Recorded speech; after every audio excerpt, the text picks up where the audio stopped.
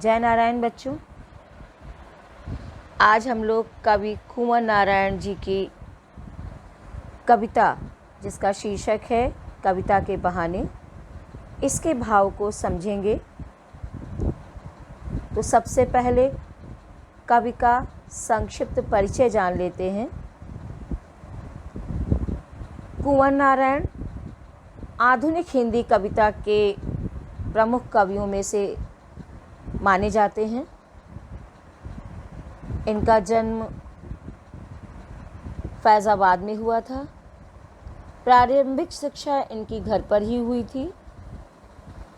विश्वविद्यालय स्तर की शिक्षा इन्होंने लखनऊ विश्वविद्यालय से पूरी की और इन्होंने अनेकों देशों की यात्राएं की। इनकी कुछ रचनाएं इस प्रकार से हैं: आत्मजयी, आकारों के आसपास, आज और आज से पहले।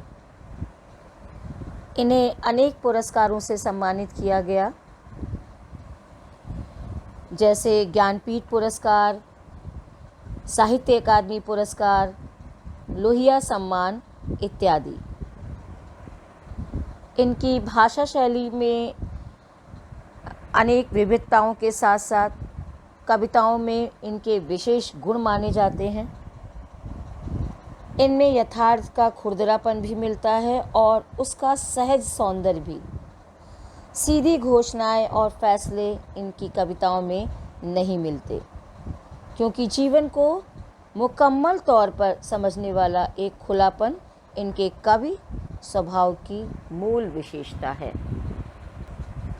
इसके उपरांत अब हम लोग कविता के मूल भाव को समझ लेते हैं, जिससे कि कविता हमें समझने में बहुत आसानी होगी। ये कविता एक यात्रा है जो चिड़िया, फूल से लेकर बच्चे तक की है।